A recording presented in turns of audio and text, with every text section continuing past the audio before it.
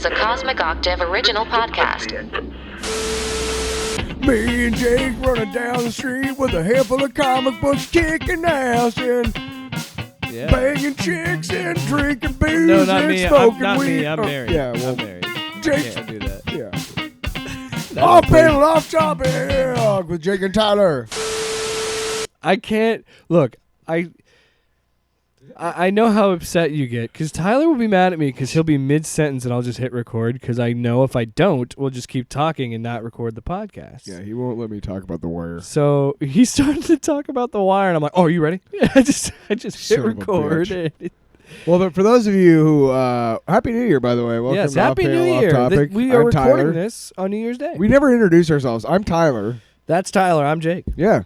Yeah. No, but for those of you... Episode 77. Oh, my God. I'm going to go buy a And we lottery sound ticket. like it's episode 1. We keep fucking interrupting each other, man. Come on. Ever. Come on. We have our own little way of doing things. Act like you've been there. You know what? You know what, buddy? No, this is a special episode because we did this last year as well. It's the 2023 OPOTys. It's our second annual. Second annual. We should start doing it like that, like the Oscars. You know? Yeah. Second annual OPOTs. Yeah. Yeah. Instead of like the 2022 OPOTs. You know what? You know what, man? Just calling out your fucking rundown. Yeah. Just What a shitty fucking rundown. Oh, my name. Hey. I'm Tyler, and I'm driving a fucking truck through your theories and thoughts and plans, you son of a bitch. Anyway, we're going to be talking about our favorite How movies. far are we into the show? Not even 2 minutes. We have had a steep decline in under 2 minutes here. That And escalated I'm being quickly. generous. I'm adding 20 seconds for the theme That song. escalated quickly. Yes, it did. So yeah, we're talking Son about of a bitch. We're talking about our favorite movies and TV shows of 2022. Yep.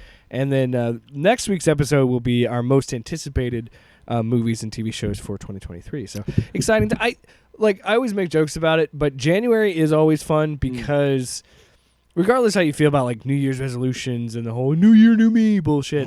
I'm going to try to quit smoking this year again.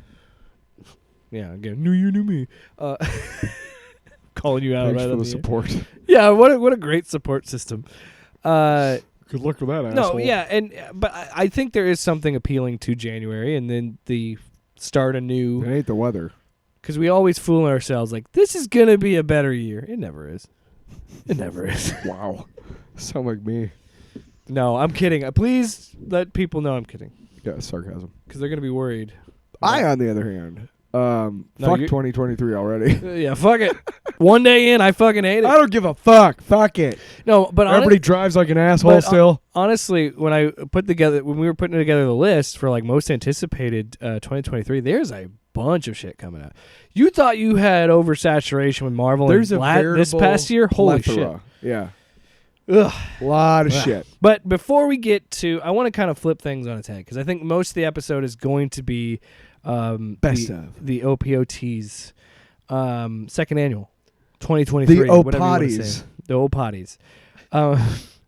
That's going to take up most of the show. So I want to do our other segments first. So let's go to the long box first. Oh. Wait, hold on. Let me get it going. The Fucking do this. long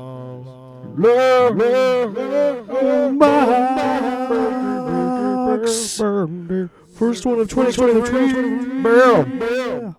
Happy New Year, everybody. I'll go first if you'd like, Tyler. Sure. I kind of feel a little dirty talking about this because I am literally on the last issue and I have not finished it yet. Why do you feel guilty? Because it's like I should just wait and talk about the Yeah, whole what thing. the fuck? But then I don't know if you... I haven't finished my long box either. I got like 3 episodes left.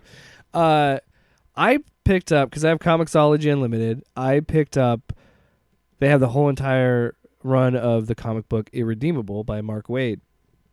And it was interesting because I kind of heard about this back in the day, because this originally was published in 2009 and it wrapped in 2012. Mm-hmm. So I kind of heard something about it, but I wasn't like really into comics at the time. And I've heard about this. I've read so many comics in the last couple of years just because I've had Comixology Unlimited. Yeah. Like I would read comics, but I would not keep up with it monthly like some people, or weekly, whatever you do. Some people do It's it weekly. monthly. I don't know how you do that, but Well, anyway. I know that at my comic stop, or quick aside, at my comic store, every Wednesday new comics come out. And so I know to wait about 4 weeks before the issue. If I'm like following the Punisher, I know it falls on this Wednesday or whatever. Yeah. I don't necessarily go in there every week. Anyway, it's just a long way for me to say that it's nice that I'm able to find a story like Irredeemable that's done. Yeah, it's self-contained, finished, and you can take it at your own pace. And there's another series that he wrote that runs concurrently with that called Incorruptible, and you have to read Incorruptible. Aren't they antonyms? Well, yeah, because the whole thing is Irredeemable is a story of before it was a trope. Superman becomes evil, and then Incorruptible is what if like I don't want to say Lex Luthor because he's not. His name is Max Damage, and he's like this. Wears like a leather jacket. He's a criminal, and like anyway, he gets reformed because of the Plutonian, the Superman character being shitty. He's like, well, I got to be better than him because I hate him, and they always fight each other. And whatever. That storyline doesn't really appeal to me that much. I really like Irredeemable. No, because it's such an interesting story, and it's such a story that I thought every time I thought I knew where it was going to go, Waid flips it on its head and does something different. And kind of like there's parts of this story where it normally, if you're reading a book, and I can imagine reading this monthly. You're reading a book and the story kind of takes a turn that you're like, I don't really like this, where it kind of TV show, comic book, whatever, when it's something that's serialized and you see like they start going on this one arc and you're like, I don't care about this. I don't want to read. And then this story has that moment a few times, but Waid is such a good writer that he ties it into the bigger narrative in such a smart way that I'm like, I'm actually enjoying this detour. Right. Like there's a part where Plutonian gets captured, like in the middle of the story, ends up on with an alien race. And then he ends up on a prison planet that's like, prisonplanet.com. I don't have the soundboard. I'll eat your ass. Wow. No, but like he ends up pretty much enslaved by this alien race. Then they drop him into a collapsing star that is an insane, like a prison planet insane asylum. Yeah. Then he this is a complete detour from what I expected the story going to be, but I was enjoying it so much. And then when he gets back to Earth, I'm like, fuck. Because then it's like he's like full on like fuck everybody mode. And then the story takes another detour. I was like, holy shit. Because they keep playing it up. Like it's such a smartly written story, and I really enjoyed it. I'm on the last issue. I'm kind of like, and you dare tell us about it before you're done with the last issue? Well, I think it's the cheesy thing of like I don't want the story to end, so I'm kind of just hanging on that last issue. Like, but also at the same time, it's so well written that I'm compelled to finish it. I really like it, and it also bothers me because I've dedicated so much time reading this series. I'm like, oh shit, now I'm in a like comic book hole. Because I always try and want to read like a comic. I love reading comic books, especially because I have a tablet. It's fun to read on a tablet. I gotta have the actual things in my hands. You fucking Luddite. I totally. All right, Tyler, what do you want to talk about? So I got HBO Max subscription back so I could watch Avenue 5 season 2, which I really liked. And they have not finished it.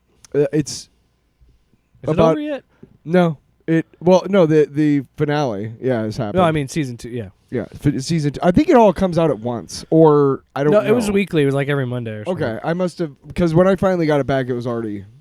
Yeah, I only had like 2 or 3 episodes left. But obviously, go check that out. But they have an Adult Swim hub, which I think is great because I used to get really high and watch Adult Swim. Didn't everybody in the early 2000s? Anyway, there's a show. I used to. I have a lot of nostalgia for because I was like 13, 14. See, we would be at the bars and like we would get home from the bars and there would be like this fucking insane shit. Now it's like all anime, which I don't understand anime at all.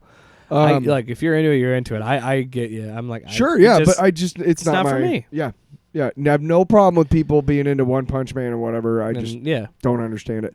I respect it. It's a very I'm a huge fan medium. of Akira, which apparently doesn't matter these days. Yeah. I don't know, Anyway. whatever.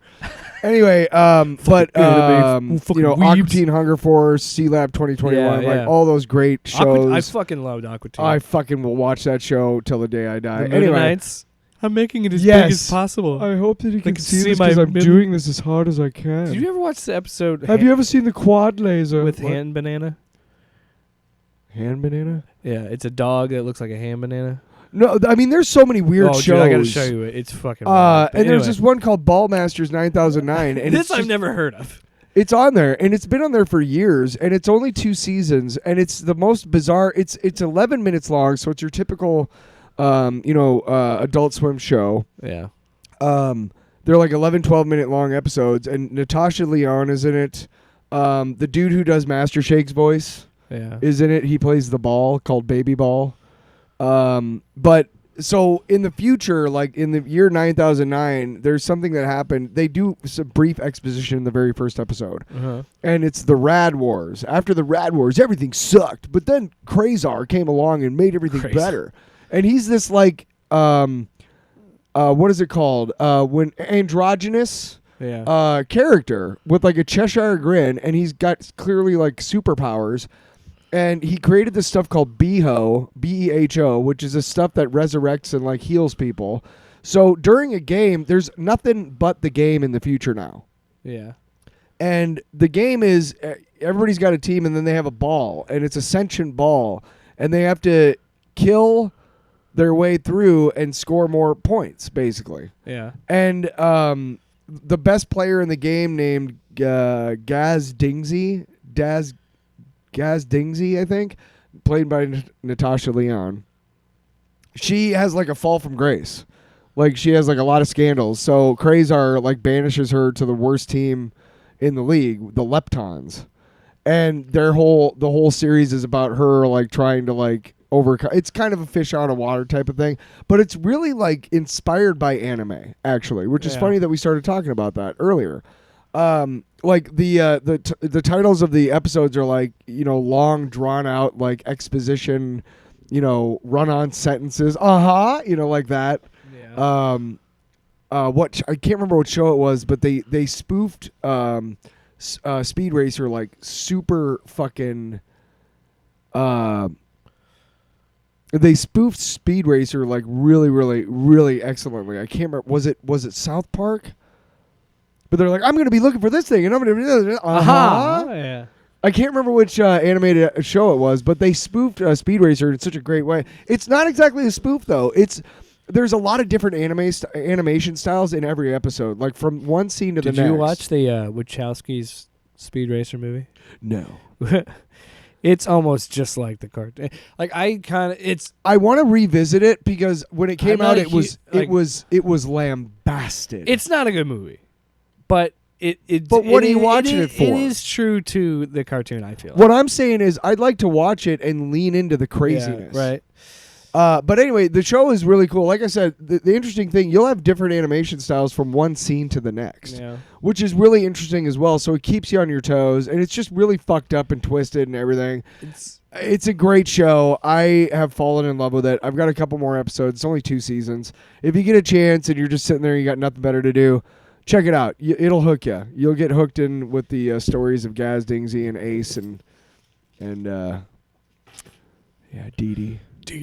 It's funny you mentioned that. Oh, you talk about that because it reminds me of a game that I just started playing called Roller Drome, and it's. Are you gonna piggyback on my longbox? No, but it's something similar to that. Like it makes you feel like it's a game that's pretty basic and straightforward, like the story, because it's like you literally just start out and it's in the future. It's like 2030, and there's this game that is the roller drome thing where you're on roller skates and you're in a rink, but you're doing tricks and you're also fighting robots and you're like shooting a shotgun and shooting it's like it's pretty wild, and that kind of what that reminds me of. And it's a fun game. 2 rules in the game: use the ball to kill or use the ball to score. Nice. And it's really interesting, but I like Interestingly sports enough, next next mashups week, like it. my long box is going to feature a Mark Waid written project. It's a Marvel project. I know what it is. What? Daredevil. Yeah, that's not it. Damn. Close, though. Actually, not really. All right, so end of the year, Tyler. So that's our long box for 2022. Now we're Everybody going look out at to you. Wow. I'll eat your ass. Welcome back to the show. Fuck yeah. Yeah, we had to take a break because we were laughing too hard after that Beep, beep. musical outburst. That's what you come here. Because this show is, Crack cocaine. Uh-huh. yeah. I got the soundboard up, and that's why we had Nice. to take a break. Do we have what? What? Nice. Did you say? I'll eat your ass. Back to the Wow. show. Yeah. Well, actually, this next person is tied to Glenn Beck, so I can play this again. Oh. Crack cocaine. Oh. So, actually, that's what he calls people crackheads sometimes too. So, Yeah. delightful guy, Eric July, also known as Young Rippa, Yeah, we've talked about it. also known as the guy that has the Rippaverse. I have a special gift for you here on New Year's Day. I'm so fucking excited. I found out somebody actually I got to pull him up here. Somebody on Twitter Yeah. found the trading cards that come with Item Number 1, his comic book. Now, here's the thing. To get these trading cards, you have to buy a package. It's like, because Rippaverse is independent, and it's my phone well. And it's crowdfunded, right? Yeah. So there's different tiers to what you can do and what you can buy. And we're going to pull that up here in a sec, right here. So anyway, I can't necessarily find the... Well, fuck you then. No, I know, I'm a shithead. Well, anyway, look, we talked about the Rippaverse in the past. Yes. He launched it in the summer. It hit let's see. According to the website, it hits 3.7 million. So $3,737,920 is what it was raised for this book. Now, that could be true. I'm going to say it's probably a false number, given that it is only this website that has the numbers. It could be inflated. It could be true. Look, I'm not doubting the guy made this money because he has an audience of idiots. No, I'm kidding. Well, no, that's not fair. does. That's not fair. There's somebody that could probably have found this book without Eric July being attached to it. I mean, it's possible, so I don't want to say that. But it's clear, it's obvious that he built an audience with his ANCAP libertarian politics. He also works for Glenn Beck. So that's what trips me, is working for Glenn Beck, because it has come out that these right wingers buy thousands and thousands of books by whoever right wing star is writing a book. Oh, yeah. To make it a New York Times bestseller. So there's always tipping the scales going on. And look, everybody does it. I think it's in some way. So I would not I don't want to dwell on the numbers. If he made this money by himself, congratulations. You made a lot of money on this. But based on what I've heard, I'm not going to spend money to read this book. But I've watched reviews from kind of across the spectrum, like fans of Eric July to people that I usually watch that are against his kind of rhetoric and there's kind of politics when it comes to fandoms. Right. Of course, the people that like Eric July give it some passes and like it, enjoy it. And I think I've seen some pages, I've seen the art. I think the art looks good, but I've heard consistently that it's boring and that there's just not a lot there. But there's other people like, oh, it's action packed. So, some people leaked on Twitter the trading cards that come with the $100 package. This is awesome. Now, I don't know all what is in the $100 package. I think it comes with also a concept art book, which is really funny because I also found a video of a guy who had a Coffee Brand coffee t-shirt on, so he's a quartering fan. So he also talks about how he likes the book. He's clearly an Eric July fan. He made a video saying he didn't like the concept art book because it was 8 pages. He paid $75, so that's $35 on the book, and then, whatever else on shipping and the fucking concept art. And it was 8 pages. And there was not a lot of concept art in it. And then he gave these little trading cards. Which is funny because you got trading cards in your hands because we were at a comic shop. Yeah. Yeah. No, I got no, I got these at a comic trading, shop. What I'm trying to I say, used to get trading cards all the We'll time. use those for an example Yeah. here in a second. Okay. But yeah, It'll be awesome. Trading cards with superheroes and comic book companies, that's been around for years. Yeah. For a long time. So that's a cool concept. Inserts in Again, general. Again, the tiers that he promised, I would buy into if I was a fan of it, because you get concept art, you get these cool little trading cards, because it's cool. It's fun to keep the idea of like, ooh, we're at the beginning of a universe. Right, and little trinkets and little like exclusives Yeah. and stuff. Those are fucking cool. But these trading cards they're worthless, but they're cool. Are interesting to say the least. And you can get like just reading these trading cards and these descriptions of these characters and how I can't wait. Eric July chose to describe these characters, but also using it as a scapegoat as a character in universe, which guess what the character's name is? You're gonna love it. It's Dokuman. What? Like document? DOKKUMAN. So this is the character I'm showing Tyler here. He's on the bottom part of the card. If you're watching this on YouTube, I'll have it up. But there's the Dokuman character. He's like a hooded dude. He's got like this like creepy little hand. So I'm gonna read to you the description for the main character, Isom. Okay. The top part is kind of his stats. Real name: Avery Silman, 6 foot tall, 200 pounds. He's from Floor-Spark, Texas, and his first appearance is in Isom #1. Well, thank God. Yeah, good thing. He's not ripping. So him here's off. the description. This man is one of the most intriguing subjects I've been keeping tabs on.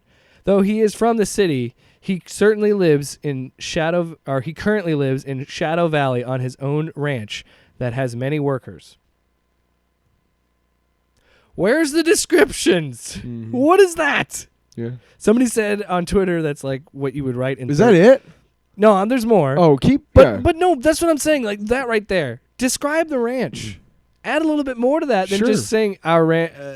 And again, he's trying to mask it as like, well, this character's saying it. It's not written in the narrative. Yeah, none of us care, bro.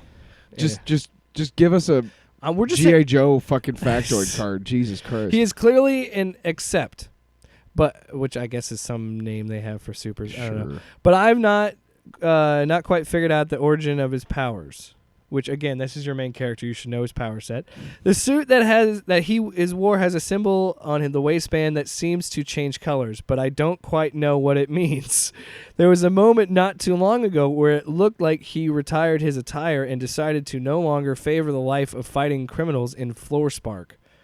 Is he back? It's hard to tell, but his abilities have grown unlike anything I've seen before. If this keeps up, he will be one of the most powerful beings on this planet. I don't care. Power observations. I do not know what his powers actually are, Tyler. I didn't make that up. That's what it says. I saw. That's what it said. Again, I understand the idea that it is written in universe by this character, but if this character's supposed to be the fucking watcher of your universe, he would know what the powers are. He would know what the color changing on his belt means. It's because It's neither lazy. does the fucking writer. No, he The doesn't. fucking writer doesn't even know. He's made polls on so Twitter. Should we do the? Yeah, here's an example. Take a real card you have. What do you got? Yeah. Daredevil? Yeah. Well, I'll do all three of them. We'll do one for each. Okay. We'll go back and forth. Okay, so here's Daredevil. Okay. He dwells in eternal night, but the blackness is filled with sounds and scents, tastes and texture other men cannot perceive. For though attorney Matt Murdock is blind, his other 4 senses function with superhuman sharpness, and his uncanny radar sense guides him over every obstacle. It's a typo. It's ever obstacle. Yeah, but see, there is Every. there right there. Where's he Succinct. from? What is he? Yep. What is he doing? Yep. What is his power set? Yep. Simple. Yep. But I'm telling you, he is so focused on like this is the fans thing, which is fine if you want to focus on that. Whatever. But if you're going to tell me, because he's run polls on like what power sets that they want, it's like you didn't think to add these power sets to these characters. So wait, that's his draw. Is that the No, that's just some of the fans things can he's help done. write? Yeah, well, that's just some of the things. That's fucking lazy as I'm gonna pull up his Twitter feed because I have some other. Dude, I'm going hard on Eric July today. Fuck him, dude. Because I've been waiting to What talk. a shitty fucking. I'm not sure what's going on. Do you? All right, here's another one. Fuck Here's another one. off. This is for the character Braxwell.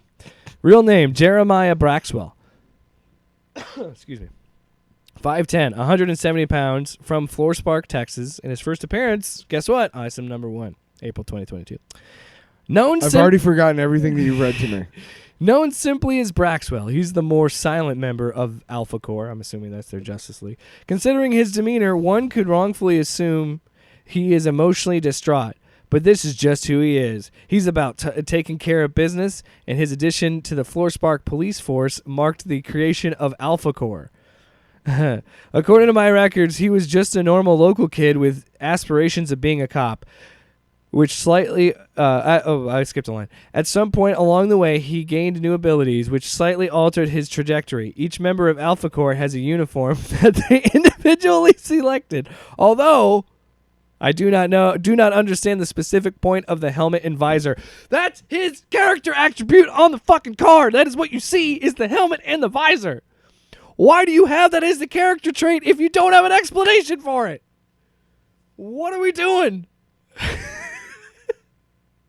People paid $100. This is why I'm calling you a grifter. I saw him post a video saying people. Who the fuck taught you how to spell Jeremiah, you fucking goon? Are you fucking kidding me?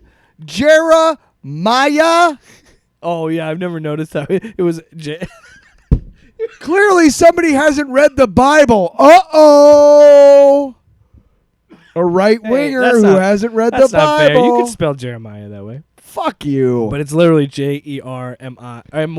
That's a stupid person trying to spell Jeremiah. It's like it's like the syllables. Like, you know what I mean? You have in your hand a phone that looks shit up. And you can't take the three fucking... You're an ass. Fuck you, man. No, dude. This is... I apologize Tyler, to everybody who Tyler. spent money on this. Tyler, this is what I'm saying. He made a video God, what a fucking talking... This shithead. is why I don't like him. This is why I don't like Eric July, and this is why I have a problem with him, because his content is centered around attacking Marvel and DC all day, every day, to boost this comic book. And so he's basically the right-wing Liefeld. And he says Rob that leftists don't understand grifter. They just use words that don't make sense. He said, "Where's the receipts? How am I a grifter? This is how you're a grifter. You made your shit sucks and you sold it. Yeah, you built You built an audience, and then you knew you can manipulate them into spending $100. Now, look." People spend their money how they want to spend their money. But they believed in you enough to spend $100 to get something cool, like, oh man, we're in the ground floor of the universe. We're going to get trading cards and the comic book and, whatever else came with that package, concept art, a t-shirt, whatever. And you give them this. I can see all the kids lining up for Braxwell t-shirts. It looks like a fucking writing prompt on Reddit. It doesn't look like something someone used to build the universe. Hold on. Absolutely. Let me finish. It is not professionally made. So here's his power observation. I read that. He possesses the ability to fly at a speed that even rivals his colleague Brian Solari. Okay? Gives a shit. His raw strength isn't particularly special, but he does have tremendous durability. Okay. Can I see that again?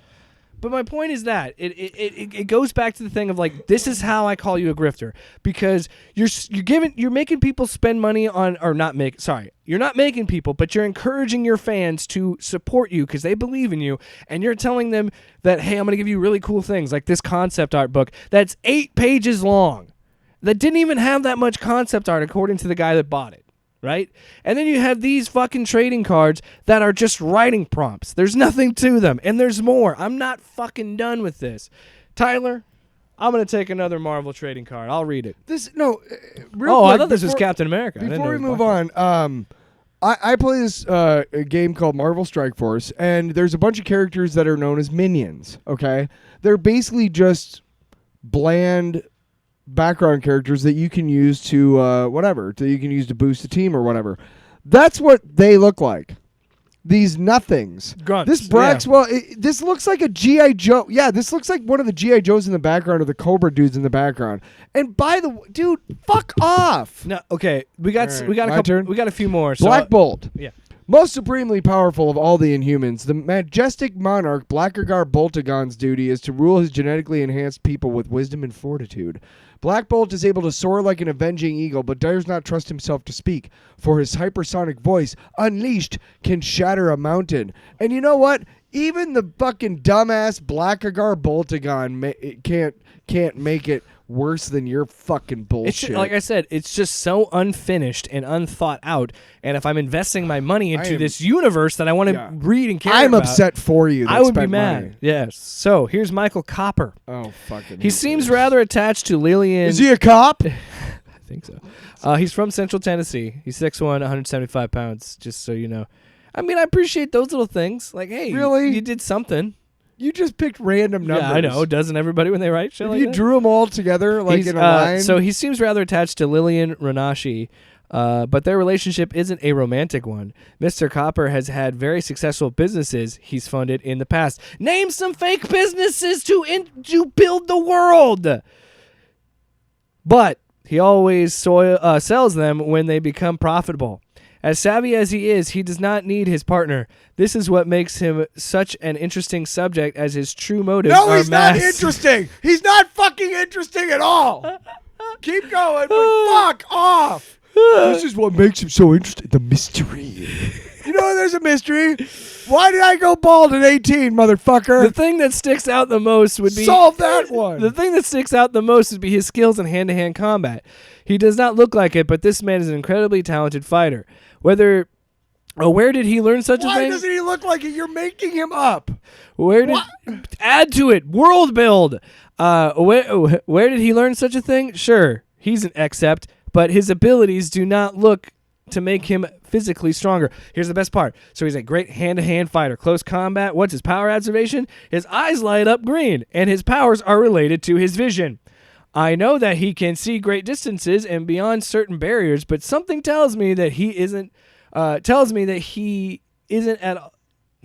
that isn't all that he can do. I just had a boomer moment. Also, you don't know how to use fucking proper grammar. Great. You don't even know how to write sentences, dipshit. Who the fuck told you could write a fucking comic book? I fucked that up, dude. No, but that doesn't even... No, I fucked up at the end. Hey, I've read a couple of these. Oh, yeah. And the way he writes them are Why are they called accepts? The wording... It's weird. Right. Who gives a shit? So I'm just going to keep running through Here's these. the more... Wait, we got one more. She-Hulk. Yeah, and then we're going to kind of... I got last one. Savage She-Hulk. This is great, by the way. A blood transfusion I from know her you'd like the cousin. trading cards. I do. The Incredible Hulk transformed the petite and shy Jennifer Walters, attorney at law, into an Emerald Amazon. Now imbued with... Hey, will you... do you got the hand on the little dial down there? The little funky dial? Here, you ready? What? On the board. Yeah. You know the long box? Oh, yeah. Here, I want to say Emerald Amazon like that. Okay, you ready? Yeah. Attorney at law into an Emerald Amazon. Now imbued with super strength and sassy confidence. That was cool. She battles for truth, justice, and her client's personal injury claims as a sensational She-Hulk. I'm drooling. Not because of She-Hulk, because I can't talk. You're getting horny on the main. Uh-oh. Getting horny this on the trading main. card really got me rocking. All right, we're kind of just going to try and get through these. Let's do that fucking shit, man. Because I got so much more. I know, man.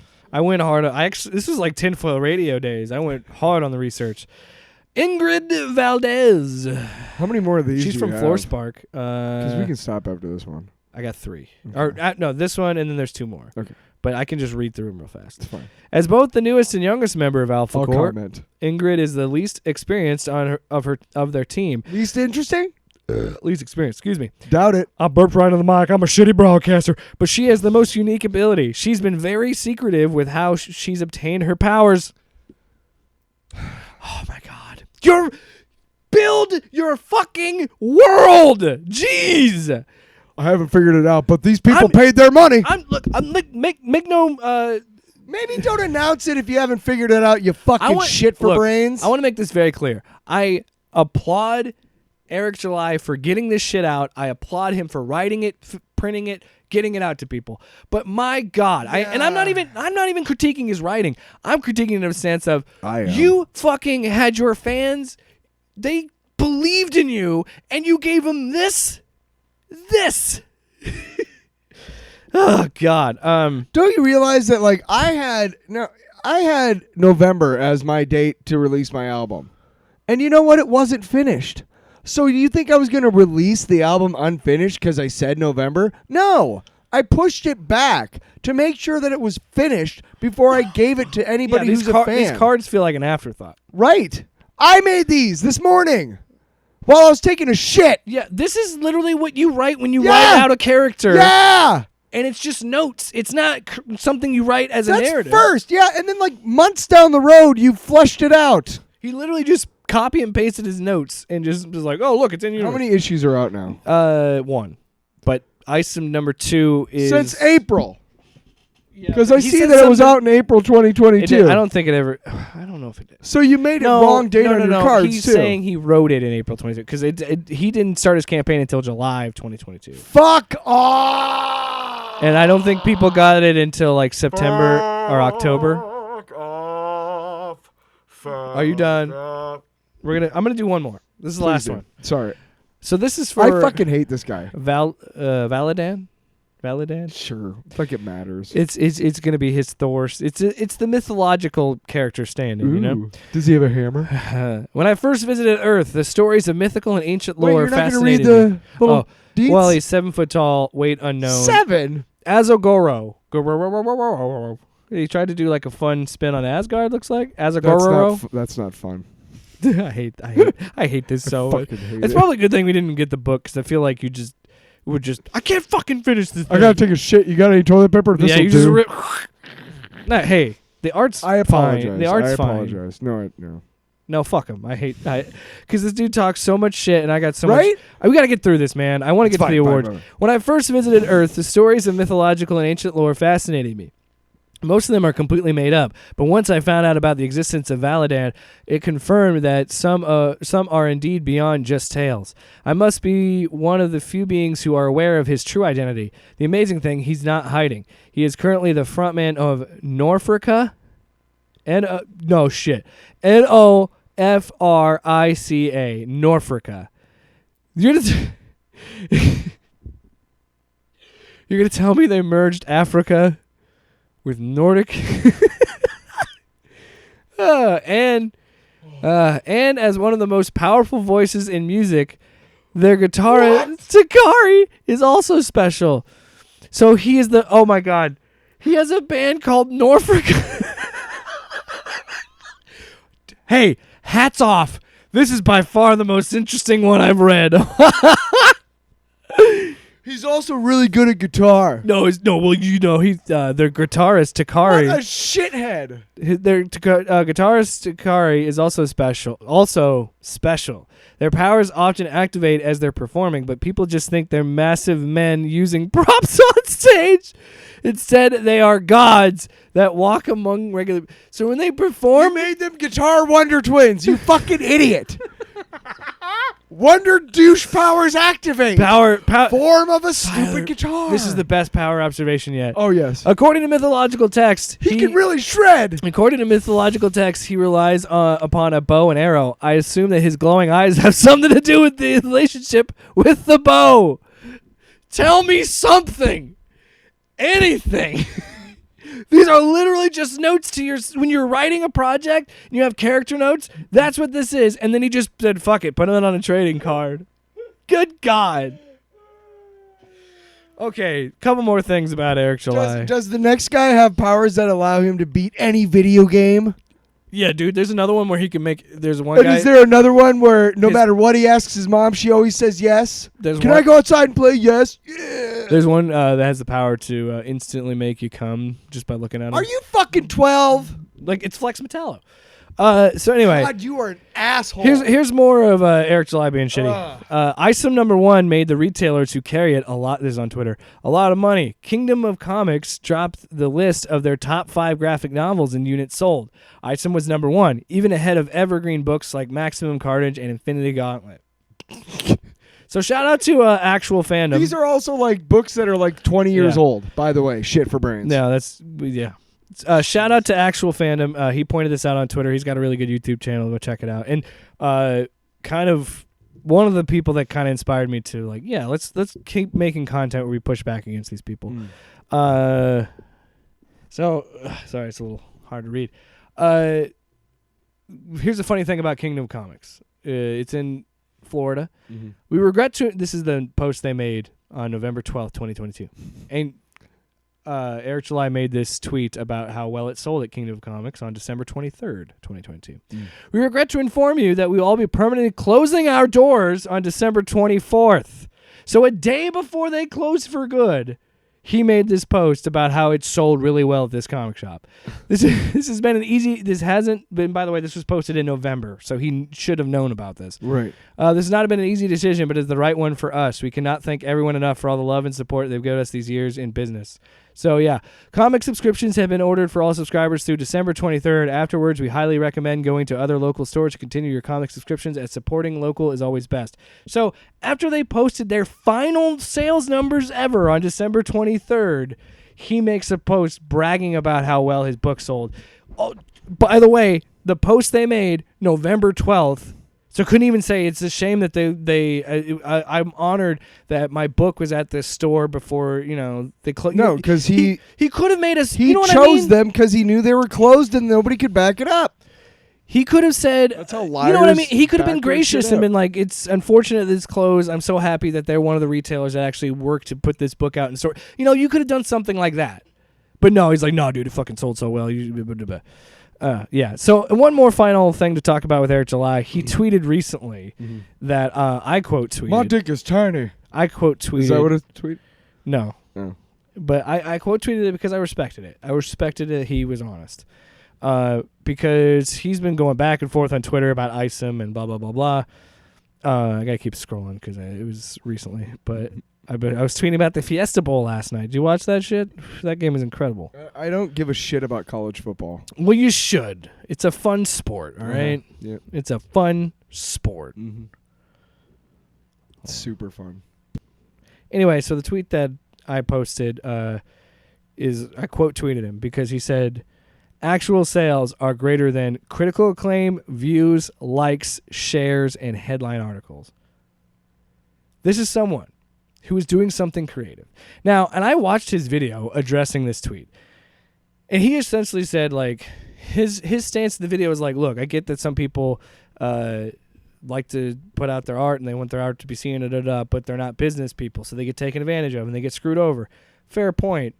But you're also coming from the angle of the only time you talk about this book is sales numbers. And then he even in the same video says, because it's a measurable number. You can there's movies that have made billions of dollars that a lot of people don't like. Making money on something doesn't make it quality. Oh, absolutely And not. any person that does anything, and look, I'm not bragging about anything I do because you know what? At the end of the day, if anybody listens to what I make or watches what I make, cool. I'm just happy somebody Thanks. watched it. Tell your friends. I would love to make it a living. Subscribe. I would love to make it a living, but at the same time, I'm not gonna sit here and be like, well, it's a failure because it doesn't make money for me. Yeah. It's not a failure if I'm enjoying myself and I'm having. We do it for the love of the game. Yeah. And you could say, well, that's a loser mentality because you don't make any money. Well, shut the fuck up. Like, stop taking this shit so seriously. Yeah. Congratulations, Eric. You made $3.7 million on a shitty comic book. Congratulations. And then he's like, you're going to say it's shitty without reading it. Again, I've watched so many people talk about this, and based on these fucking trading cards alone. I don't want to And read the fact that I watched a fan of his get upset because he said he got fucking gypped because of the concept art book being 8 pages long. That's what I'm upset about. I could give a fuck about ISIM. I don't care. Congratulations, you made a lot of money fucking grifting on people, dude. Yeah. And that's another thing. Shitty product. I'm happy to have shitty execution. I'm happy to have no subscribers and make no money, but still have a chance to sit down and talk to my friend about fun movies. You know what we got? Fun movies to talk about. You know what we got? Integrity. That's what that is, Eric You ain't July. got fucking integrity. You got integrity. Integrity Farms. Did you ever watch that? No. You got some integrity. Let's do this. Let's get into stuff. Yeah. Let's do Hey, you know what we're doing? We're washing away all that negative shit, and we're into the fun shit. Let's talk about the 2023. Oh, sorry, the second annual OPOTYs on ABC. Hosted by Rob Schneider. Hey, everybody, I'm a stapler. Remember that? Yeah. Rob Schneider. Rob Schneider. Dear. I fucking hate Rob Schneider. Fuck him. Fuck him. Fuck Rob. Why are we just... Just make a podcast called Fuck Rob Schneider. Can we? We can Let's- do like okay, commentaries of the so Gigolo Let's and get stuff. into some of the categories for The categories second for annual the second annual here at OPOTYs. Pinewood Studios in London. We've got Best Marvel Show. We've got Best Marvel Movie. Best Star Wars Show. Best DC Movie. Oh. Best Non-Superhero Movies. Best Non-Superhero Shows. So it's going to be a fun time. Now, we're going to kind of... There's a list, like... Yes, you could look at this and be like, well, this is just everything that came out for that company. Yeah, because we kind of want to talk about everything they put out, and then we'll say what we liked. Also, we're shills for Marvel, don't you fucking know? Yeah, dude. Cash that Disney Where's check. that fucking check, Kevin So- Feige? Let's start with the first topic. Best Marvel Show. So, of the... and we also included the special presentations in this, because they're kind of hour-long... The nominees. Things are. Well, basically, the ones that came out this year. Yes, drum roll, The please. full length. Drum roll, please, Tyler. No, you got to do over. Come over here. The nominees for Best Marvel Show: Moon Knight, starring Oscar Isaac. and Oscar Isaac. Miss Marvel, starring Iman Vellani. Okay, She-Hulk, starring Tatiana Maslany. and Charlie Cox one episode, but made it seem like there was going to be more of him in there, but it wasn't. But that's totally fine because the show was fine without it. Werewolf by Night, starring Swamp Thing. I mean, Man Thing. The Guardians of Galaxy Holiday Special, starring Kevin Bacon. Guardians with Christmas and bacon.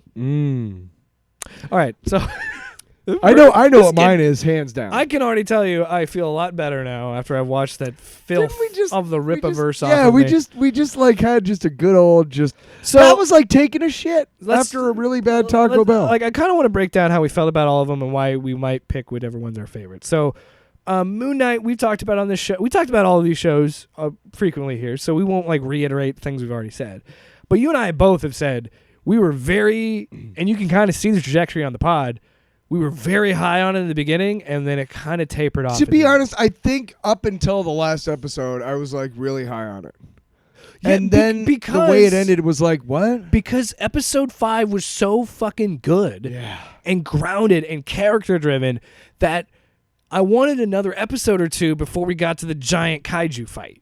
And it just felt so rushed at the end. I felt like that show could have had maybe one or two more episodes. Right. And there are some things that I just, and like when I screamed about it on the show when they cut away from him beating those guys up, I'm like, it's the fucking finale. Show us the money shot. Yeah. Like, come on. Yeah. All right, so Miss Marvel, another show that I think we probably had the same feelings about, right? I mean, you still liked it a lot, right? I liked it a lot because, again, and I talked about it earlier this summer, it snuck up on me somehow, and so I really didn't have a chance to build up any expectations. I don't really know the character from the comics, but I liked it a lot, and I think I liked it so much more because it snuck up on me. I think if I had a chance to build up expectations, I might have been disappointed in it. yeah. But again, I really have no frame of reference for this character. I also don't like how they released it. I think what they should have. I think they realized that mistake later with She-Hulk, but they should have put it out on a Thursday instead of putting it out the same time as Right. Kenobi, especially when Kenobi is coming towards the finale and everything. Right, they figured that out. Yeah, But that's again a show, and there's just some moments of that show that I think that they made it's some always so shocking. It happens. all the time. They made so many changes that I thought were unnecessary in terms of why I don't know why they made her powers constructs, Right. and then they made her a mutant, so they don't Right. have to, like, what are we doing? To be really honest, my favorite part of the show was how they showed a historical event that Yes. most Americans probably don't know about, and really delved into that. And then they also, I really liked the performance of the actress. She was really good. Yes, I think that's why I liked the show as much as I did, is because Yeah. she is. You really want to root for her, so Yeah, so I think, and then just being able to see a different culture, and I liked the music really kicked ass. There was a lot of music that I probably never would have heard yeah, with from some like the artists. Middle East or from Africa and whatnot, and from East or from the Indian continent, like rappers and stuff. Like that was really cool. So it wasn't my favorite of the year, but it was up there.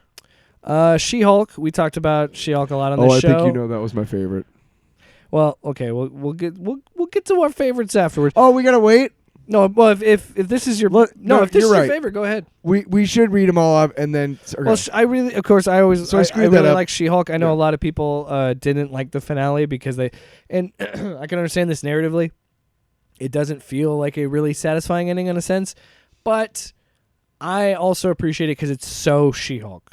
You know, we've talked about on the show. There's been issues of comic books where she's walked across panels. She went into Burns' office and like screamed at. So like this is pretty it's on very brand for the on brand, character, and I absolutely. liked it a lot. It was great seeing Charlie Cox being. I loved how they Not- trolled the trolls before they even knew it. Yeah, they wrote this movie or they wrote this show 3 years ago, and it's still relevant today. Charlie Cox is great. Charlie, dude, not only as Daredevil, but seeing him as Matt Murdock again, it'd just be so charming. And like, I really like him and Tatiana Maslany's chemistry.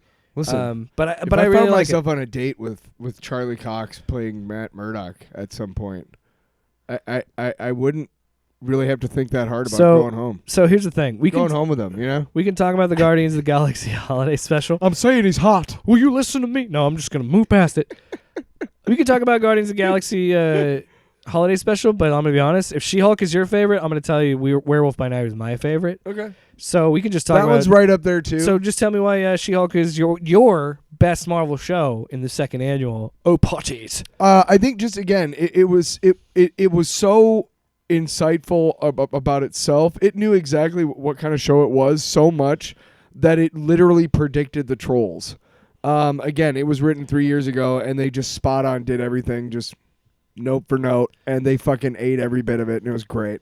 I'm a huge fan of the character. The seminal run by Byrne back in the 90s, 80s, and 90s, even though Byrne has kind of turned into a shithead, is one of he's the one who kind of broke that ground with the fourth wall breaking character. Not Deadpool. It was She-Hulk first. And I always loved that. That was my favorite part about that comic book. And if you know anything about comic books, and her comic book especially, everything in the show was completely on brand, and she's really good. Like, she's really good in that character. You know what I mean? And I love how they played with the story that how do you reconcile the fact that you've lived all your life as you, and now, and you don't really necessarily get that much attention from the opposite sex. Now you can turn into a version of yourself that is like super she said that in the hot. episode, yeah. I loved how they went through that Sexy storyline. and athletic Absolutely, girl in high yeah. school, yeah. And of course the ending, how they kind of skewered it, and like, you know, with the Feige bot and whatnot. When she went into the studios and everything, like, that was awesome. Yeah. But yeah, I just love the character so much, and I thought they pulled it off. I thought it was the most comic accurate MCU property I've seen, to be really truly honest. Yeah, one of, yeah. As much as They all pretty much are, but they have to tweak certain things, and this one they stayed, I think, pretty true. I think Plus, Mr. Immortal showed up, dude. Great That's- Lakes Avengers, dude. I want that so bad. Oh, we want to write it, Kevin. All right, so the next Wait, is that from Home Alone? Kevin. what you want? Right. I got to put that up. You saw that commercial? No, I got to put that up, that clip of when Luke was here, because that fucking Folgers tangent, oh my God. What is this incestuous Folgers at? Great up. Last up. Check it out. When he said Home Alone 2, are you out of your fucking mind? Oh, yeah. Home Alone 2. So, Guardians of the Galaxy Holiday Special, we talked about that. I thought it was a fun little detour, and clearly some levity for what's going to be a very emotional Guardians 3. I was I thought it did what it needed to do, and that's You were about it. hot on it, man. You're still mad about it. I just didn't really care for it. It didn't really do anything Yeah. for me. And honestly, I don't want to. Kevin Bacon, you're an actor. I don't want to hear you sing. So, Werewolf by Night is my best Marvel show, even though you could argue it's a special presentation, whatever. What was the name? Gail Garcia Bernal? I don't fucking know. Is the name of the Werewolf by Night guy? Yeah, I don't know. I don't fucking know. What the fuck is Why are you wrong looking with at me like I'm going to look it up? It's not like I got a laptop right in Come front on, of me, man. Come on. dude. No, this is my favorite because it's so different. It's so, if you did not see the Marvel Studios, It's probably tied for second with me with Yeah. Miss Marvel. A little above Miss Marvel just because it was so unexpected. but if you didn't have a Marvel Studios logo at the beginning, you would not know this is a Marvel property. And I like that because we haven't had something like that in quite a while. That's a good point. I never thought about that way because I'm so immersed in the comics. But I love that they like I never would have thought that we would see a Werewolf by Night movie movie whatever. Well done, dude. And it's so good, and it's so sticking to the idea of like we're gonna go, and they stuck to the idea of the comic of being these old horror comics, these old Universal movie monster movies, and like his whole transformation being in the shadows is very much with how they tried to do things technologically at that time to make, and like to see them harken back to that and the black and white, and that's I guarantee that's how they got away with the violence. It's because it's. Yeah, it was great. But like this, when he finally turns and kills everybody, because you know what's gonna happen. You're sitting there that 54 minutes. You're like, the werewolf is gonna show up. It's Werewolf by Night. Come on, that's the name of the goddamn thing. But then also to introduce Werewolf by Night. Of course, it's gonna show up. Jesus, sorry, it's too loud, Regis. Sorry, man. Sorry, buddy. I'm gonna pop your mic. I just licked the microphone. Damn it, man! I just farted on that microphone. Now you got the pink eye. Pink tongue. What's going on? But the fact that they introduced Man-Thing to a mainstream audience and it was well received and people liked it and it was a fucking practical suit. Holy shit. Like there's just so many things I loved about Werewolf by Night, and I hope that this is a sign of the future. And however you might have felt about the holiday special for Guardians of the Galaxy, I've said that when we talked about it, I want more special presentations. I want more shit like this. We can have those 6-episode stories, but I like these self-contained ones. Me too. Because they're a one-shot, and those are always fun. Speaking of Guardians of the Galaxy, kind of, because news never stops here at Off Panel Off Topic. Have you heard the idea that some people have put forth of Will Poulter as Superman? Well, I want to see how the guy playing Adam Warlock. But I think that's just people playing up James Gunn rumors of like, well, he works with Gunn because Gunn likes to hire the same actors. Right. Forget all that shit and tell me, how would you feel about it? A young Superman? Because that's what they're going for. Yes, they're going for... he's a relative unknown. A younger Superman, early journalist days. Clark Kent. He can do naive, and he can do powerful. But it's so weird to see this kid go from this kid actor who's like... I don't know how old he is exactly, but to go from... playing a comedic role and being a comedic actor to now being he's doing the I guess James Gunn likes to take these guys like Chris Pratt and turn them into action stars. Hey, like take these fun. You ever heard of a guy named Michael Keaton? Yeah. Started Back in 1989, there were a lot of people like you who were like, why would they hire? But I want to see. But I want to see him do something like with the Adam Warlock role. I want to see what he can do. Okay, fair enough. Finally playing outside of type. I mean, that's not true. Nope, you're right. He's a good actor because I remember he's been into some other stuff. Now that I think about it, because I've only remembered him from comedies. But yeah, that's all. He did that Black Mirror. It's the interactive one. Fuck, what is the name of it? I don't care. Balderdash, I think is the name of it. Jesus Christ. But he's one of the characters in that, and he's great in that. So what's your problem with Black Mirror? So seeing him as Superman, I could. But I do want to see him kind of tap into that darker side. And I want to see how he can do with Adam Warlock again, and then you could see his range. Because James Gunn is clearly going to go for a much more comic accurate, happier fucking Clark Kent, which always got me about it. We're not going to that tangent. See, that's what I was saying. Like, I wanted a yes or a no. Yes. Sorry. You just go off. Tyler, it has been 2 weeks since we've done a show because we did a rerun for Christmas. Let me take a second and see how I feel about that. Best Marvel movie, next category. By the way, Best Marvel show, Tyler says says She-Hulk. Miss She-Hulk. Says She-Hulk. She's a girl. I say Werewolf by Night. So let's move on to the Best Marvel movie. We've got 3 movies that could possibly be our Best Marvel movie.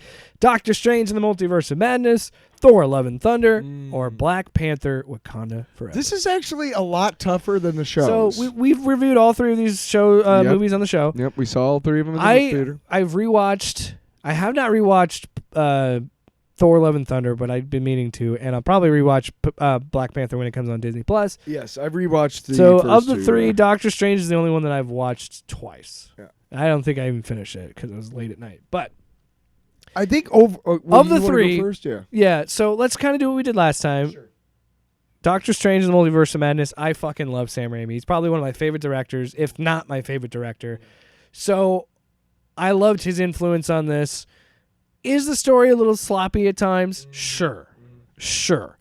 But I love that we got to see a little bit of a darker side to not only Wanda, but the universe with how she just fucking annihilated the Illuminati. I love that. And it's a multiverse movie, so it can happen, and that's not actually the one, it's shitty we have to see Professor Xavier die on screen yet again, but that also doesn't have to be this Charles Xavier for the MCU. You know what I mean? We can have John Krasinski be that meme moment of being like, oh shit, they fan casted him because of all the memes and shit. Like, so it works for me. I know a lot of people hate that scene. I like, or it's not hate it, but it definitely divides the fandom for sure. I like that movie a lot. It's not my best, but I do like it a lot. What do you think about Doctor Strange 2? But about the same thing. I'd Also, fucking Danny Elfman, dude. Oh my god, get him back doing superhero movies again. Whew. So here's how I kind of want to do this category is because I know which one I like the best, and Okay. I know what reasons, but Okay. I love all three of them for different reasons. So Okay, so if I'm so start with Doctor Strange in the Multiverse of Madness is not my top no, not me overall. No. But I again, when you watch the I think it was the Cape, or is it the Cape demons that are like coming at him? Oh, dude, It was such a wraiths. Raimi shot. Yeah. And it was when the, he takes the animated. the angry spirits and turns them into a fucking cape, That's cool, but no, there's a scene where like it's from his point of and view, they're crawling out of his eyes. I can't remember. Dude, there's so many shots like that. It was when I want to say it was when he was trying to control the Cape monsters. Yeah. Yeah. But it's such a Raimi shot of like a POV shot and all these like stop motion things coming at you. Yeah. And it was there such a is, 'cause it's Raimi. swirling around him. Yeah, it was such a Raimi shot. Yeah, I pretty much loved it for the same reasons. Of course, I thought it was a fun movie because of all the multiverse travel. My and favorite part, some of the exposition when they first got to that one place, like my favorite part of pizza balls. My favorite part of the third act is when he is, because you think about it, it's like, why did he just bury that Defender Strange right there? And I was like, that's got to probably come up later, right? And then the fact that he's like, I didn't say it had to be living, and then that fucking guitar riff. When he opens his eyes, I'm like, that is such a fucking Raimi shot, and god damn it, am I in love with this. Yeah. Dude, it's not my favorite, but it's close number 2. It was welcome. It was welcome. Dude, yeah. the opening shot where he's running and you get that fucking Danny Elfman score, I was like, god Yeah, damn right it. off the bat. You know what my first thought was? I fucking miss Sam Raimi. Get him back directing movies again. So Damn. Thor: Love and Thunder, I thought. My favorite. Really? Believe it or not, my favorite. Okay. I'll explain myself. I am much less high on it now than I was when I first saw it. Okay. I tend to agree with some of the pundits, which is unfortunate because I don't agree for the same reasons. Mm-hmm. There's a lot of people who say Taika Waititi has ruined Thor. I don't think he's ruined Thor, but No. I think he took him in a direction that didn't need to be gone into. And I'm kind of disappointed a little bit in the fact the thing about Love and Thunder, though, the message is so good, and the way it's presented on the screen through the movie. At the end of the movie, you see like the love and thunder.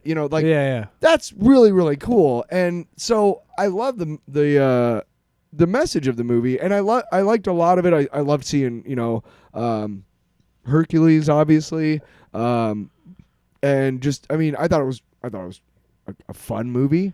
Yeah. But I do agree with some people. Again, the problem I have with them is that they're on the right side of the aisle and they're shitty people and they don't like it because it's woke.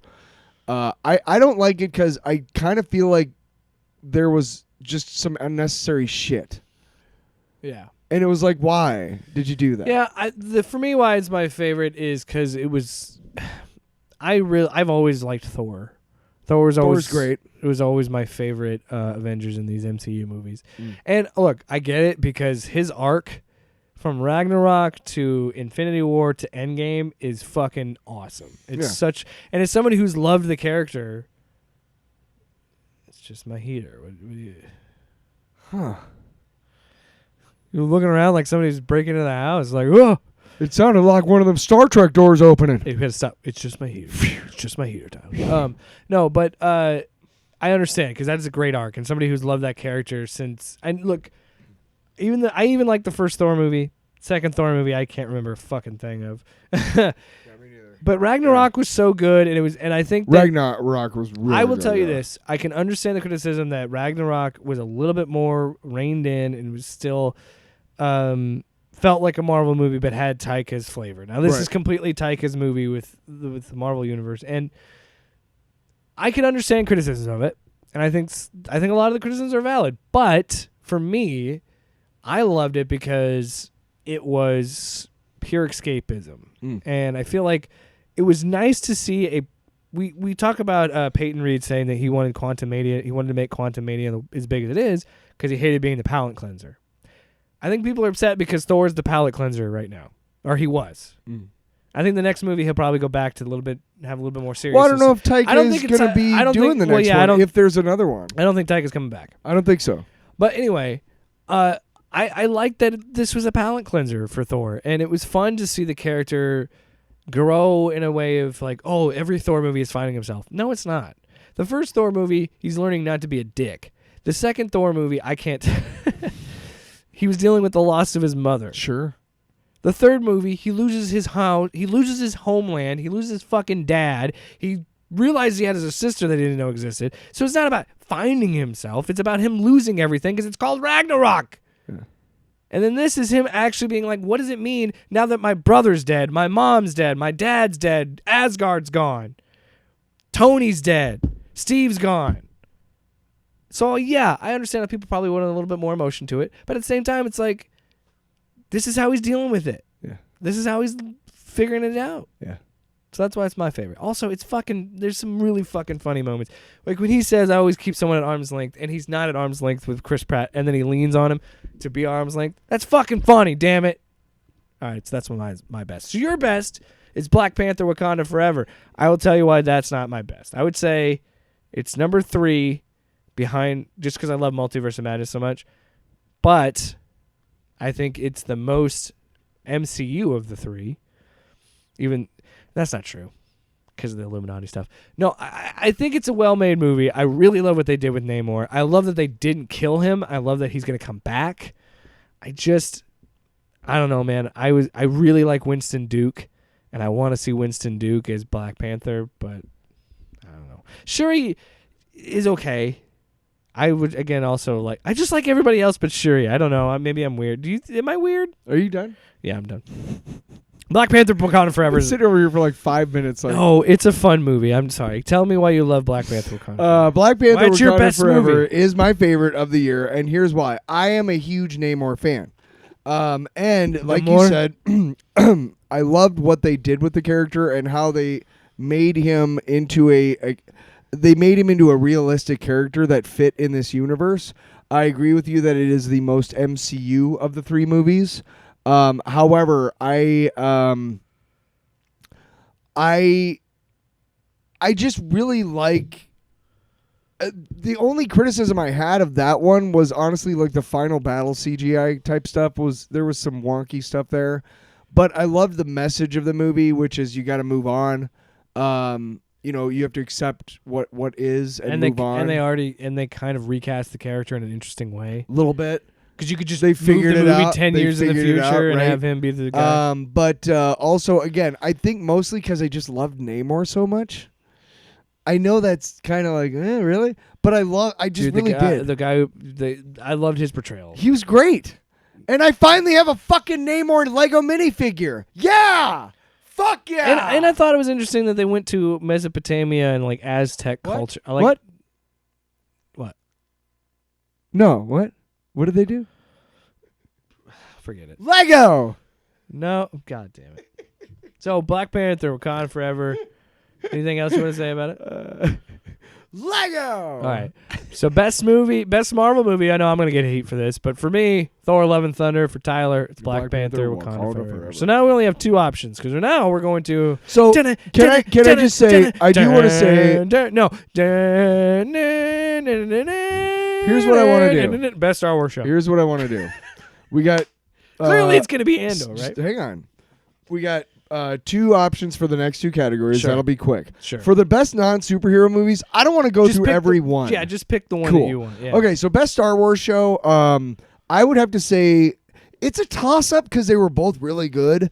But as somebody who has such a connection to the original trilogy, I have to say Obi-Wan was the best, but not by much. Because fucking Andor was really fucking good. God damn it, dude. Yeah, I have to stick with Obi-Wan, but Andor was... Andor was so good because it was such a different... Oh, we could have said, like, which ones we were thinking about. It's okay. No, I was listening to you and trying to plan ahead. But anyway, because this is running long. No, it isn't. We're just over an hour. No, But yeah, I'd say think, Obi-Wan. I think Obi-Wan. You like Obi-Wan over Andor. I kind of have to just Okay. because that battle was so Yeah. fucking good I know- and needed. I know I got behind on Andor, so we didn't have a chance to like review him Yeah, in you a timely fuck. fashion. Did but you finish it? Yeah, Andor's great. Right? Andor's fucking amazing. The only reason Obi-Wan kind of tops it a little bit is because they had a really fucking cool Lego set.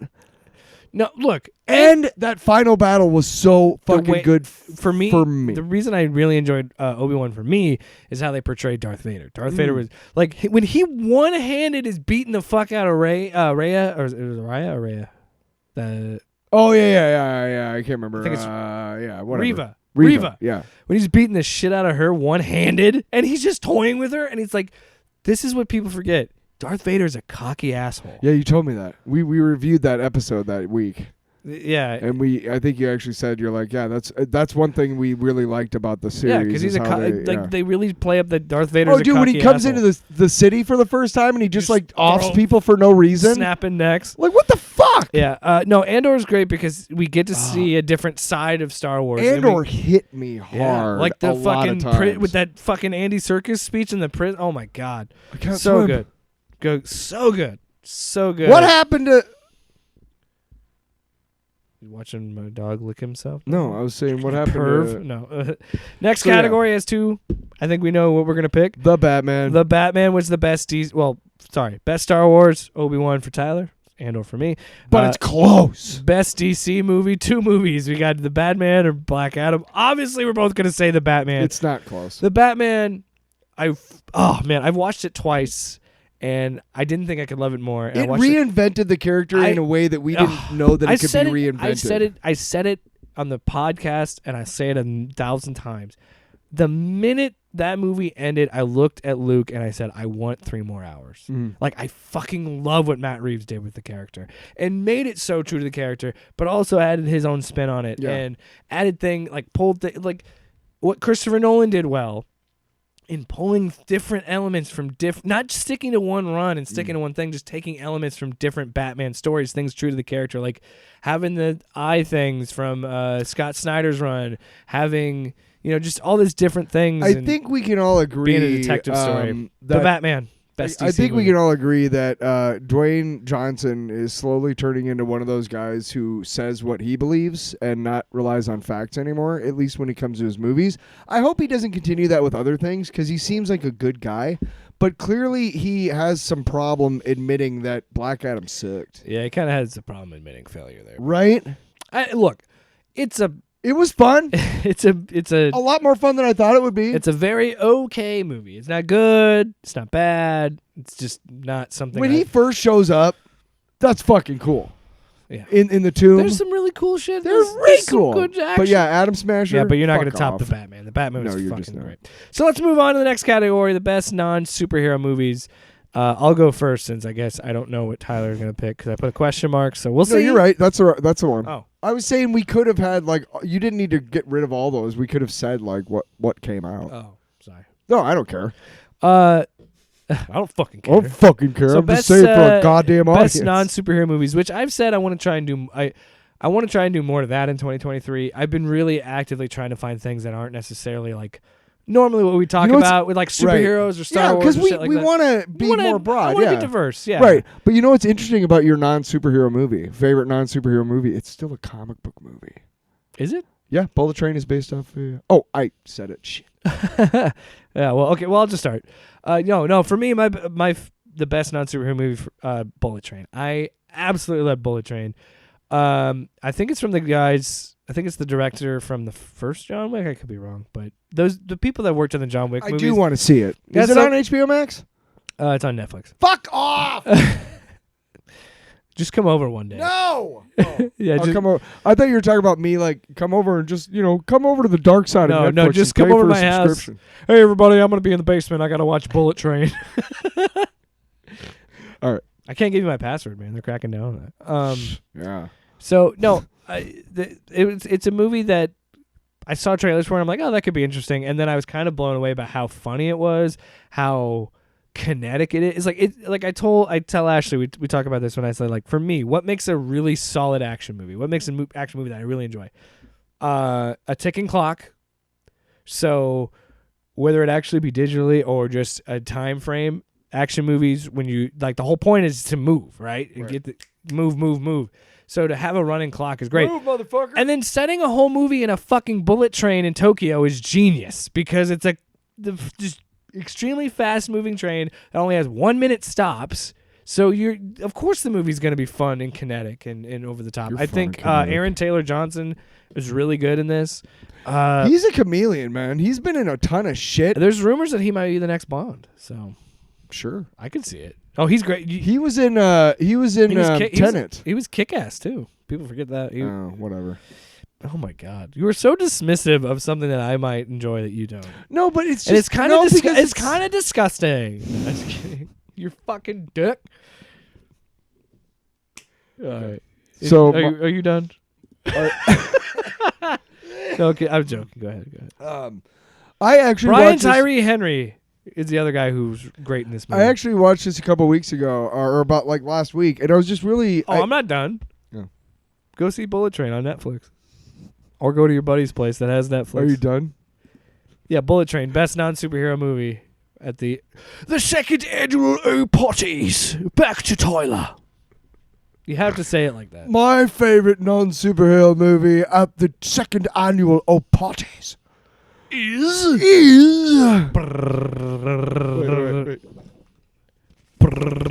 He's opening the envelope. I don't know why you wrote it down. Top Gun Maverick. Oh, outstanding. Outstanding. Huzzah! Huzzah! Huzzah! Huzzah! Huzzah! Why Top Gun Maverick, baby? So did you say baby? Yeah. Why Top Gun Maverick, Baby? baby? I'm Wolfman Jack. We'll be back after this. Oh, Jesus. Go ahead. What the hell happened to us? Jesus. Oh, Okay. You want to know what happened to us? You want to So, know what I'm happened? a- Do you want to know what happened? Crack cocaine. It So, took so long to play. I'm a fan of the movie from the 80s. I knew The classic. I knew when I was in the 80s, when I was a kid, that it was little more than a Navy recruitment tool. Very homoerotic. Yeah, but it's also Especially it's the volleyball very yes, but the main thing is that it really was literally like join the Navy. Join the Navy. Yeah, it was that one. Join the Navy. You know what the I mean? first one was very much more propaganda. Than Oh, this one. absolutely. This one is not as bad. No, not really. And well, because they realize that most young people are not going to fucking join the fucking Navy. I will say this. I'm impressed. Real quick, Especially when they see how we treat our veterans when No, they come home. Sorry, go ahead. Yeah, will you shut up? This is my fucking time. God damn it. Fuck. God damn it. So I was a fan, and you saw it. I was really impressed by all of the. I wanted to see it for all the fighter plane Nice. shots and stuff that I kept hearing about. I kept hearing about how like all these actors like had to sign up to do these specific things if they wanted to be in the movie. I thought Miles Teller was fucking excellent. Val Kilmer was great to see, even though you know what's going on with him. Yeah. And it's very emotional scene. You know that's his son's voice that they matched with an AI. No, Yeah. because he can't talk. Yeah, Yeah. because he had that throat cancer. Yeah. Yeah, it was nice to see him. But Tom Cruise, He's the last movie star. I wish I could just strip away from my knowledge that he's a Scientologist because seriously, that's the only knock I have against He the looks guy. like a dude who's enjoying life and just He makes great fucking movies. And I said he's like one of the last movie stars. He makes great movies. I've not watched the Mission Impossible movies, but Ashley man. tells me I need to watch them. They're fucking. If nothing for the spectacle, the plots are really good, and I mean they're just really good. But Is there a lot of Pew pew quip, pew pew quip. yes and no. The final line of the movie that's said by Miles Teller, I won't say it. Oh yeah. It that fucking killed me, because there's so many ways you can go with that. Yeah. What he says to him, he says, "You saved my life," and what he says back to him, there's so many different ways, and what they chose to go with, that wrecked me, man, wrecked me. Did it wreck you? No, yeah. So it was really emotional. Top Gun Maverick's really good. The action sequencers are fucking top notch. I mean, the dogfights. They're actually in fucking planes while they're acting. Like that's Yeah. cool as shit. I do think it's funny that they never describe the country they attack. Right? We talked about And this also. the villain wears all black. Yeah, there's never any skin exposed, so Yeah. you don't know. So they we can just release know, it worldwide. We just know that it's next to a body of water. And they're bad people. That's all we know. Right. That's all we They're know. trying to enrich uranium in a valley next to a body of water. That's it. Well, hell, that could be anywhere. And Exactly. That's why we put it out to China. But I liked all the other actors involved. Again, I might watch it again just because the action sequences were so good. But yeah. That's my top non-superhero movie. Although if you ask me, Tom Cruise is a superhero, real life. Also worth mentioning, The really. Boys, I would say, deserves a category of something in Best of 2022. That this past season Continued to subvert expectations. I just want to give that show its flowers. Fuck yeah! Continue to subvert expectations and just go in directions you don't even We think had are a big going. superhero fight in the middle of the season. Yeah. You don't see something like that. We had fucking Hero-gasm, dude. They brought in a character. They finally gave us Hero-gasm. They brought in a guest character and actually made them work extremely well. In the the one show. dude sneezed and blew up the dude's cock. throwing ropes.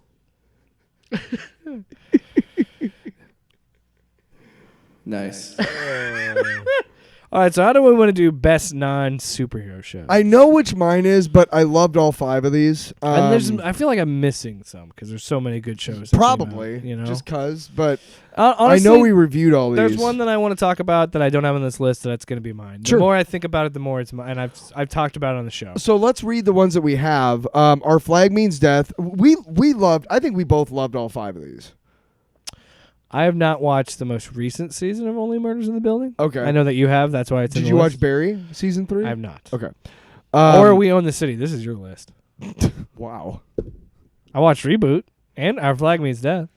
Thanks, But the other show thanks, that I wanted to asshole. talk about, I didn't even have on here. What is it? Stranger Things. That was my best non-superhero.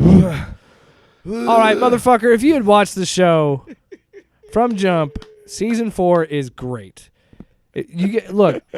Are there? I'm sure it is. I'll tell you this. You could be like, well, wow, some of these episodes are feature-length film. Like, So the finale is 2.5 hours. Too long. So I think. let's do this. Our Flag Means Death. We both liked.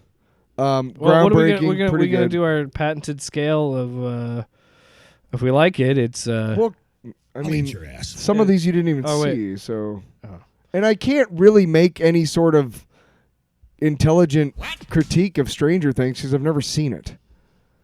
all right, fine. Well, I can't. I've never seen it. What? Right?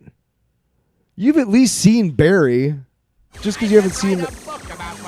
No, you haven't seen the most recent season, but you've seen it. You've seen Only Murders in the Building. What's your best non-superhero show? My best one is Barry season 3 Why is it Barry season 3? because it went so fucking dark. It started as a comedy, like a dark comedy, and now it's like barely comedy, and it is just intense and fucking crazy. And Bill Hader is going places I never thought he would go. Reboot is a close. We Own This City. I loved all 5 of those. We Own This City was a great limited series. Reboot, can't wait to see what that does next year. We Kind both of a like weird that. finale. Right. I would say the same about Minx. I really enjoyed that show, but the finale was like, Only Murders in the Building was Murders in the Building was I don't think it was as good as season 1, but it certainly it lived up. Would you say you would? I'll eat your ass. Any show that features Tina Fey is a good show for me. I fucking love Tina Fey. I have such a crush on Tina Fey. So yeah, my best non-superhero show is Stranger Things 4 because it does a great job of evolving its characters, taking them on different arcs. Really kind of got back to its roots and stayed broad in scope and but also felt so grounded. Like I really enjoyed it. And looking back, I think that's probably my favorite show this year watching. So non-superhero related. Tyler, those have been the second annual OPOTYs live on the BBC. Stroke. That's what happens. I had a stroke when I was being too uptight. So next week we'll be looking ahead to the most anticipated. Is it weird that when I do that a lot, like I suddenly have to pee? I feel like I should. 'Cause when you I feel tighten like yourself- I force out a shit. You when have I to do that. tighten your whole core. Maybe that's why the British are so uptight. Yeah, you tighten up your anus and your urethra. The second annual Let me squeeze my... What? I don't know. Let me squeeze my what? Let me squeeze my wood. Let me squeeze my wood. Let me squeeze my wood. Said hey. There's been far too many musical outbursts in this. You guys are shut down. Canceled. Shut us down. Hey, that's the New Year's surprise. We're canceled. You won't ever hear us again. It's not true.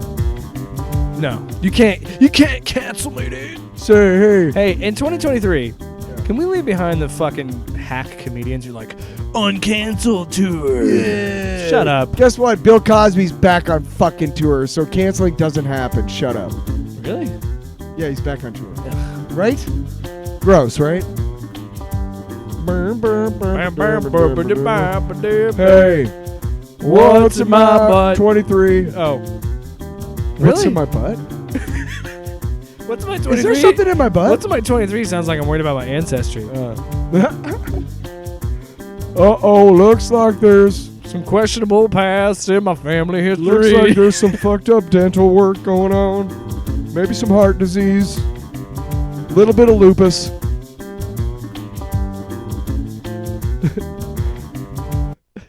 Why did you? Dude, Now we're everybody going look out. at you. Off panel, off topic with Jake and Tyler.